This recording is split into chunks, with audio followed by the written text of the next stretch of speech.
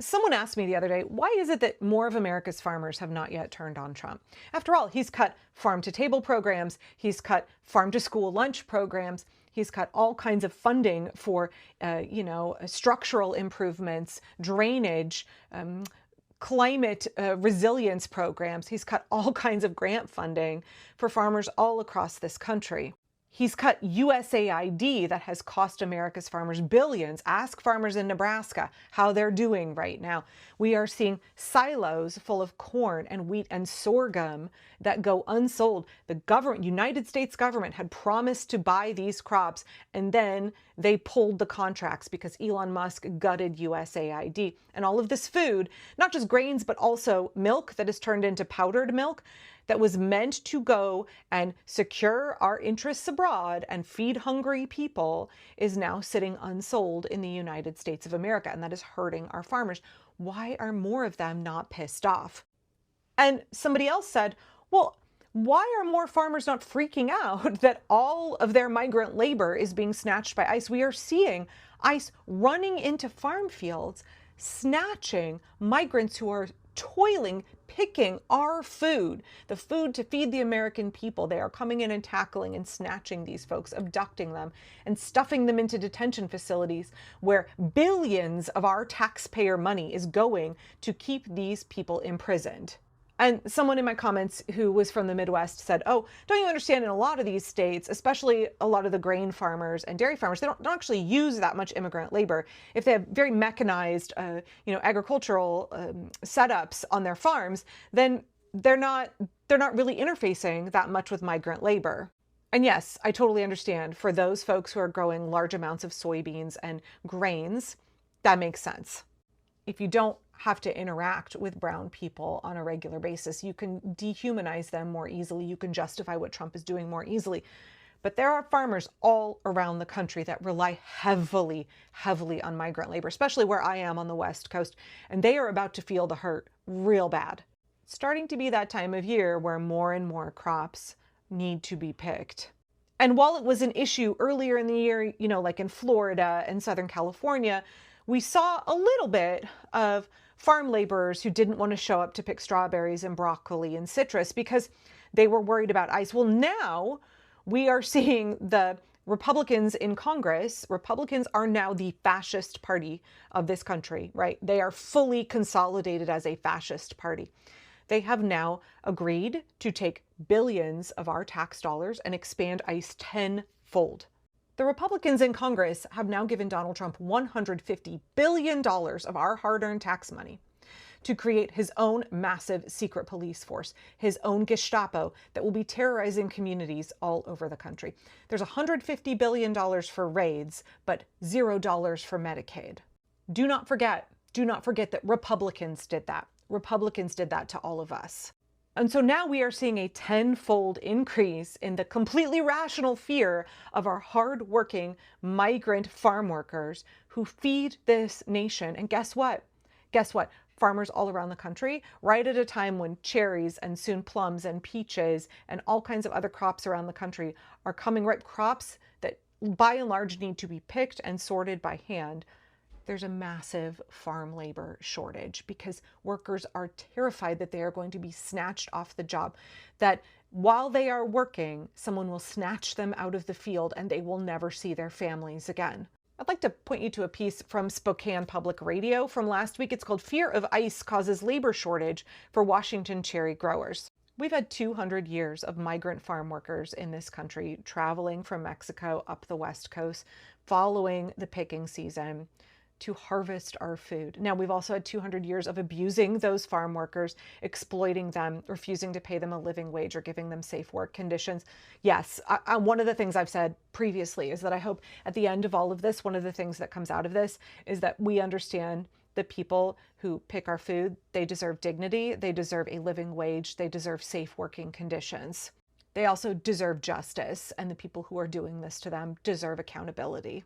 What we're seeing is a lot of the stone fruit pickers up here in Oregon and Washington, they come up from California and they are afraid to make that drive. They're afraid that there will be checkpoints where they will get abducted. They're afraid once they get here that they will be abducted by ICE. And so they're hiding. I can only imagine what kind of food insecurity that creates for their families. So the Spokane Public Radio piece talks about how the cherry picking labor shortage in Washington state is reaching a crisis point. They interview a woman named Rosa Hernandez, who is picking cherries at an orchard in Wenatchee. She was one of the few who was willing to make the drive from California to Washington to pick this year. She did so because she's an American citizen. But she said even though she is a U.S. citizen, she was terrified to make the drive because she's a brown person. We are seeing ICE doesn't give a shit about your citizenship. If you look like you could potentially be an immigrant or have immigrant ancestry, if you happen to have any kind of an accent, if you speak Spanish, they don't care, they will snatch you. And there's no oversight for you. There's no protection for you right now. She talks about how she did the long drive up to Washington state and she was afraid to pull over at rest stops to go pee because they have heard that ICE agents are waiting at rest stops. They're waiting at gas stations to snatch people. One of the farmers that they interviewed said that he's really terrified they can't get people to pick their cherries and that impacts the financing of their farm. So when you couple the fact that fruit is rotting on the tree with the cuts in grant programs and the volatile economic circumstances in the United States, he's worried that what we're going to see is by next year, more and more farms will be going under. Even Fox News for Seattle, even Fox News is covering this story, saying the growers are not just worried about cherries, they are worried that these labor shortages will extend to apples, grapes, and many other fruits that are grown in Washington state, also grown here in Oregon. Fox News called immigrant farm workers essential to our agricultural system. They said growers across central Washington say fears of immigration enforcement and potential ICE raids are keeping workers away from the field and are currently threatening to leave millions and millions of dollars worth of cherries unpicked, rotting on the trees. The Fox News story went on to interview migrants who said they are scared to show up and that the fear will compound. It will get worse and worse as ICE escalates. And then interestingly enough, there's a whole section in this article for Fox News readers that is called Why You Should Care. Not surprisingly, maybe. It doesn't say you should care because what is being done to our immigrant farm workers is inhumane, it's cruel, it's illegal, it's terrible, it's an ethnic cleansing in the United States. No. Why you should care, Fox News reader, is because Washington state is the nation's top producer of sweet cherries. And if the fruit is not being picked, that means that there is going to be a shortage and prices are going to go up. Even a delay, even if there's just a delay in picking, fruit is rotting on the tree. Fruit is an ephemeral crop, y'all. Fruit can't just sit there hanging out. You have to pick it when it's ripe. And so any delay, any shortage of labor for any period of time is immediately lost revenue. Now, this piece came out right before the big bloated budget bill got passed by Republicans in Congress. And, the Fox News take is hopefully lawmakers will consider the long-term economic impact of the agricultural labor force and even revisit immigration reform. I don't know how to make Republicans care about immigrants. I don't know how to make them have compassion and a conscience. I don't know how to make them be moved by the suffering that is being inflicted by our government right now. I don't know how to make them care about anything but their own pocket, their own personal suffering, their own negative experiences. And you could say at some point there's going to be such a severe shortage of labor on our farms that people are going to go hungry. It's going to impact the economy. And then folks will start to care. They will want things like immigration reform. I hope so. But also I am quite worried that this massive expansion of ICE abductions to 3,000 people a day, 3,000 non-criminals a day that are being stuffed into these concentration camps, that those will become forced labor camps. We've already seen Trump say that multiple times, that people in detention camps could be lent back to the farmers. But as of right now, it looks like there is going to be a shortage of all kinds of crops that are coming ripe over the next several weeks.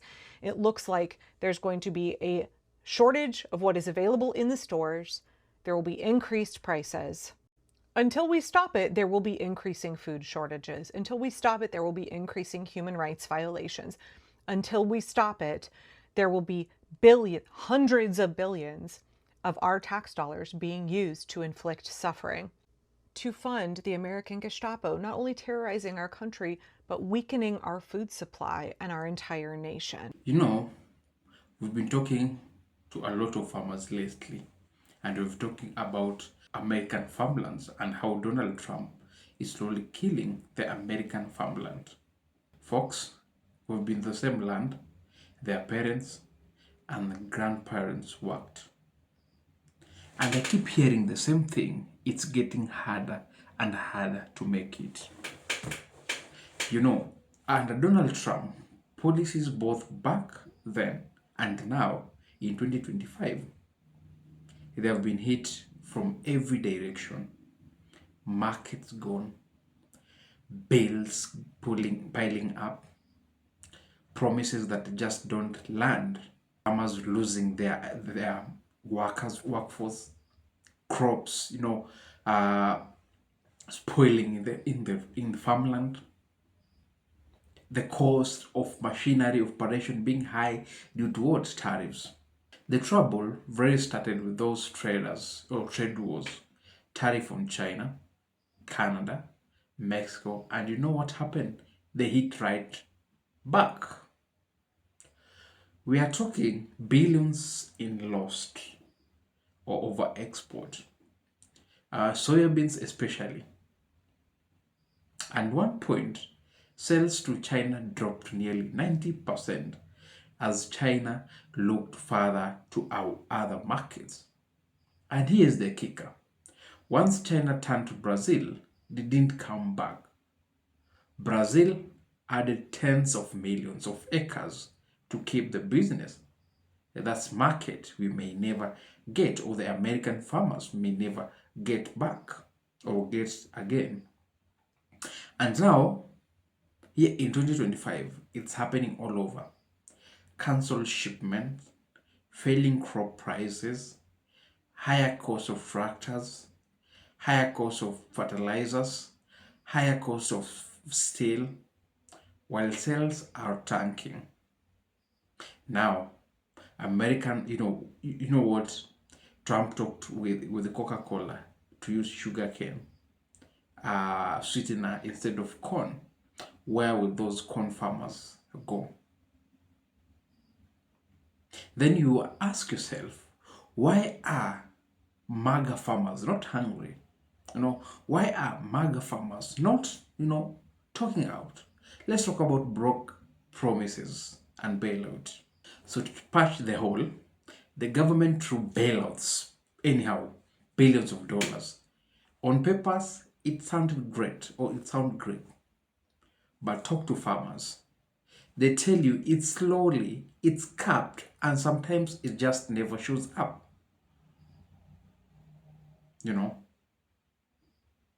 So imagine, you've done all the work, paid for fuel, saved labor, and you're waiting months for help you are promised.